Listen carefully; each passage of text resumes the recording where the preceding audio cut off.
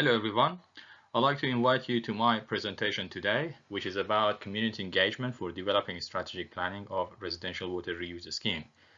This research is a part of a research project comprising a consortium of multiple universities and NGO and SMEs, international collaboration between these institutions from the UK, South Africa, Mexico, Malaysia, and Nigeria.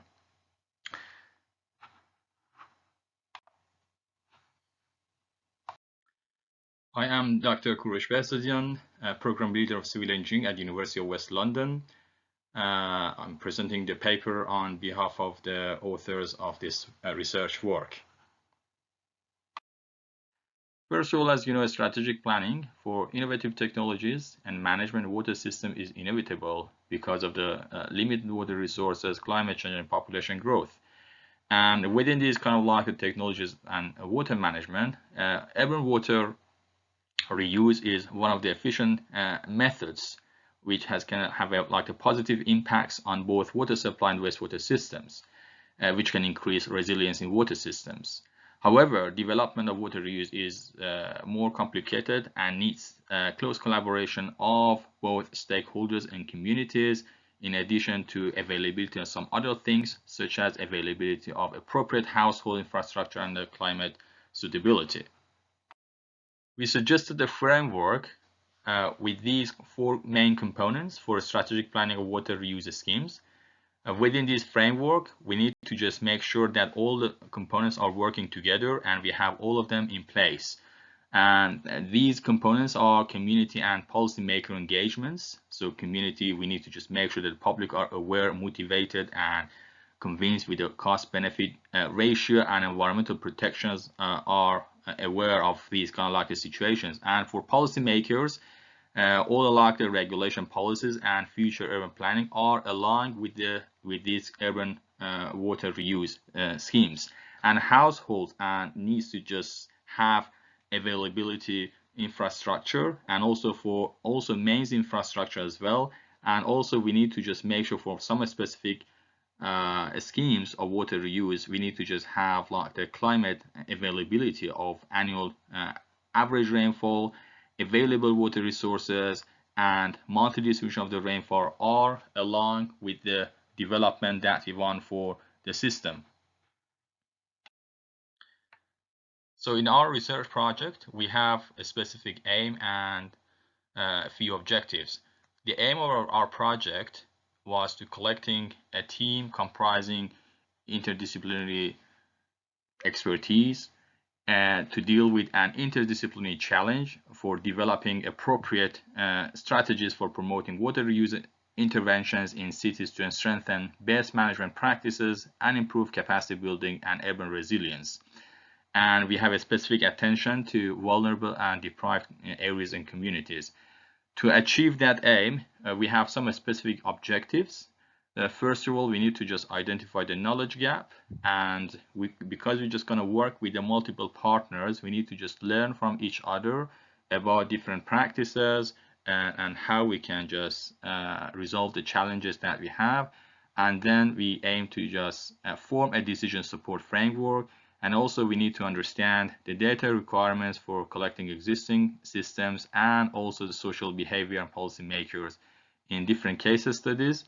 And finally, we need to identify potential water reuse strategies that can be adapted to both short-term environmental shocks and also align with the long-term needs of society and infrastructure. So the methodology that we adopt in this research, we just use a community-based survey. Our community-based survey has got two specific aims.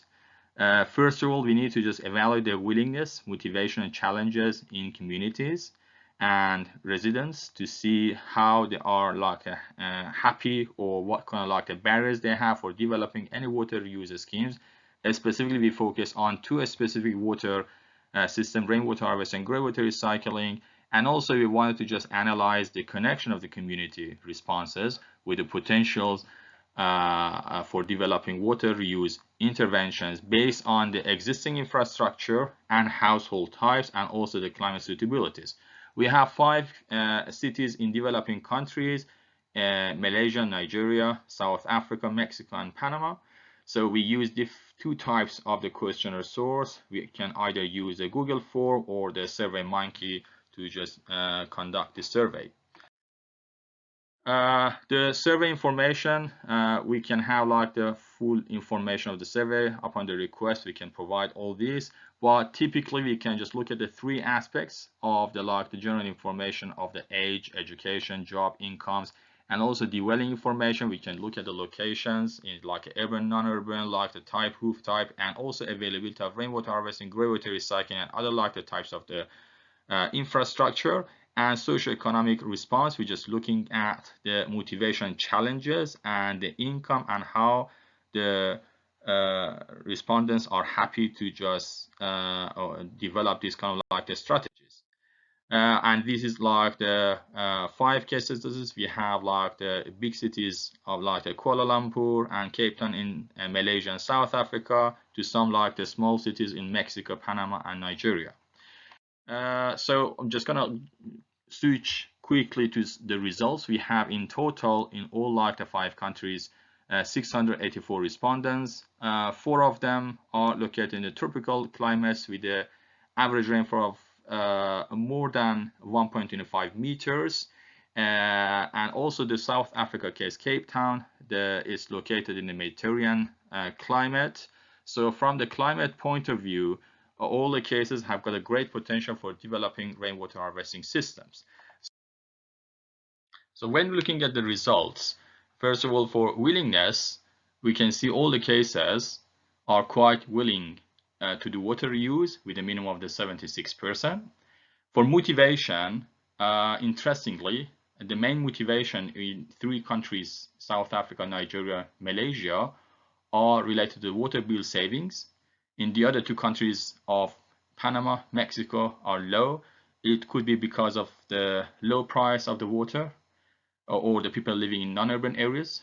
And for water conservation and environmental protection in Malaysia has got the highest rate of the 77%. That can be related to the raised environmental awareness in the communities, and also the participants have been has got a higher education.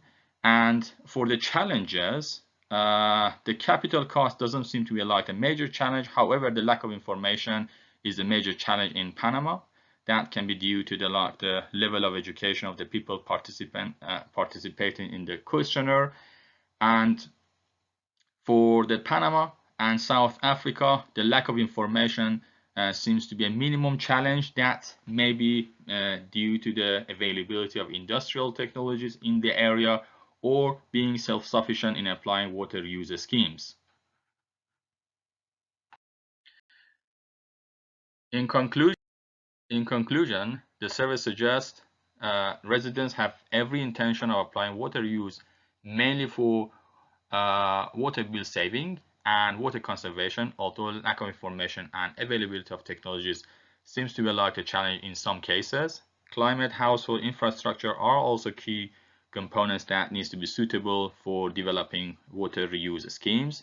And finally, further investigations needs to be done for availability of affordable technologies based on the technology providers, along with the stakeholders and policymakers survey to establish a framework for developing a strategic planning of urban water reuse. For acknowledgement, I'd like to say this work is a part of a research project which was supported and funded by the Royal Academy of Engineering under the Frontier of Engineering for Development schemes, which is gratefully acknowledged. And finally, I would like to just thank all the audience for your attention, and I would be happy to answer any question. Thank you very much.